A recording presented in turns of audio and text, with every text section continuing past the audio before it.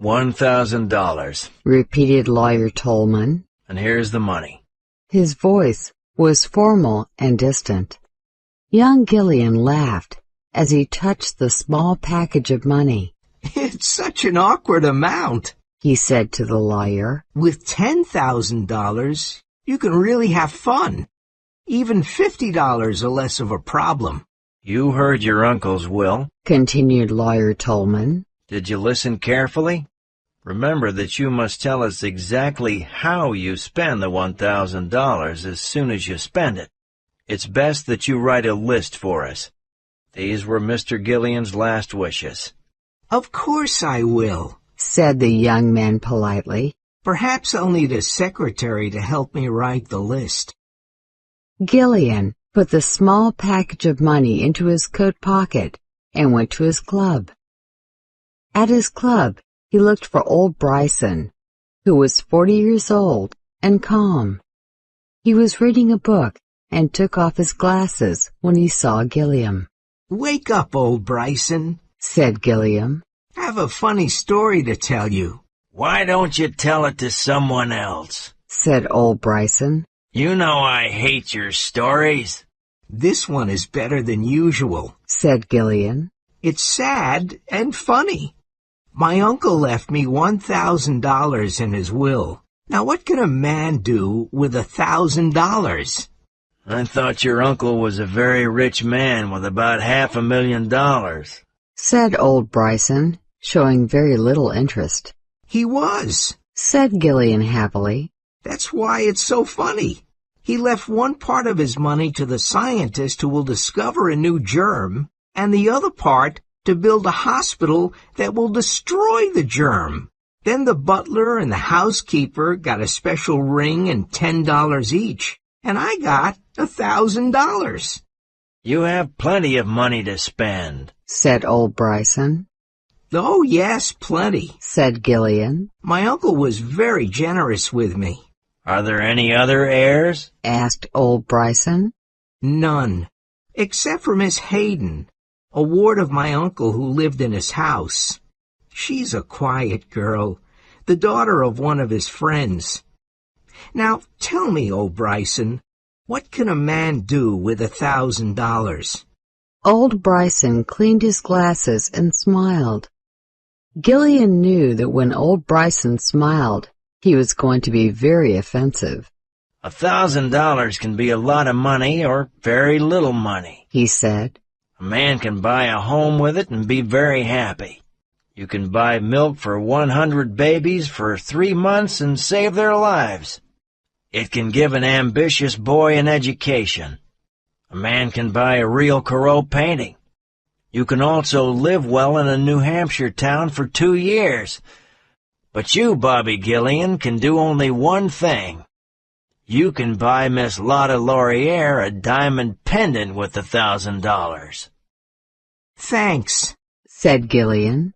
I knew you could solve the problem. Gillian phoned for a taxi. He said to the driver, Please take me to the Columbine Theater.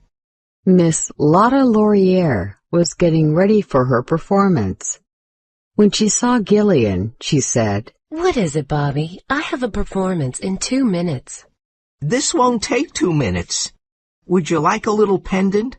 I can spend $1,000 on it. Oh, all right, said Miss Laurier. Where is my hat? Bobby, did you see the necklace Della Stacy was wearing the other night? It cost $2,200 at Tiffany's. But, all right. Miss Laurier, you're on stage in a minute, cried the manager of the theater. Gillian returned to his taxi. What can a man do with $1,000? He asked the driver. Open a saloon, said the driver immediately. I know a perfect place for a saloon where I could make lots of money and... Please drive until I tell you to stop, said Gillian. They drove down Broadway, and Gillian saw a blind man on the sidewalk. He was sitting on a chair and selling pencils.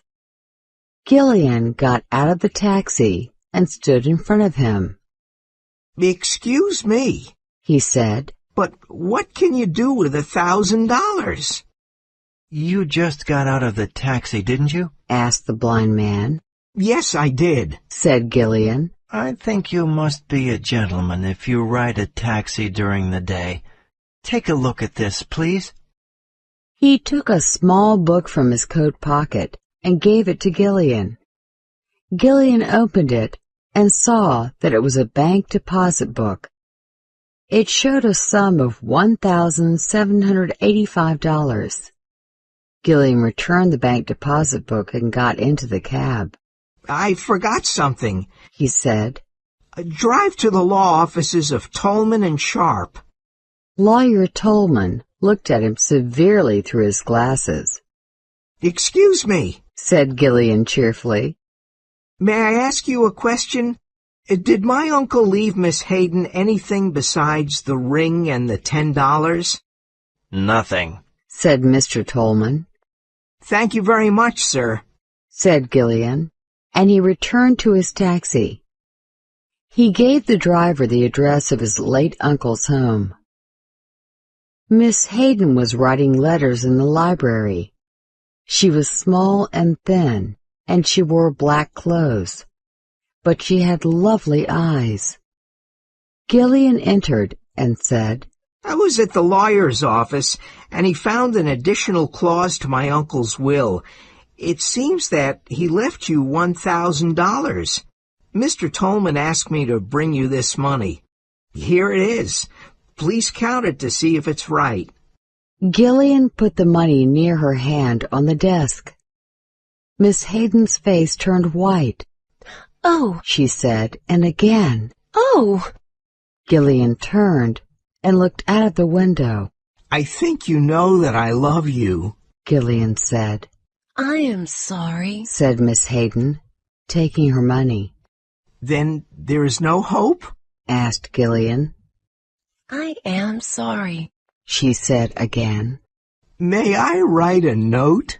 asked Gillian with a smile. He sat down at the big library table.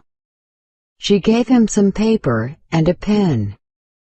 Gillian wrote, Paid by Robert Gillian.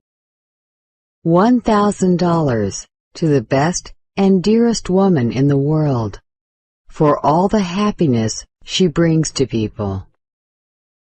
Gillian put his note into an envelope and went away. His taxi stopped again at the law offices of Tolman and Sharp. I spent the $1,000, he said happily, and I am here to tell you exactly how I spent them. He threw the white envelope on the lawyer's table. Mr. Tolman did not touch the envelope and went to a door and called his partner, Mr. Sharp. Together, they opened the big safe. They took out a large envelope and slowly opened it. Mr. Gillian, Mr. Tolman said, formally. There's a codicil to your uncle's will. He gave it to us privately. It can be opened only after you spend the $1,000. This is what it says. Dear Robert, spend the $1,000 wisely and carefully, and you will receive $50,000 in bonds. Spend the money carelessly and foolishly, as you did in the past, and the $50,000 in bonds will go to Miriam Hayden, my ward. Your uncle, Septimus Gillian. Now, Mr. Sharp and I will examine your note and then decide. Mr. Tolman put out his hand to take the note, but Gillian was quicker. He took it and tore it into little pieces and put them in his pocket. Oh, it's all right, he said, smiling. I don't want to disturb you with this. I lost $1,000 at the horse races. Good day to you, gentlemen. Tolman and Sharp looked at each other and shook their heads. Gillian left and whistled happily as he waited for the elevator.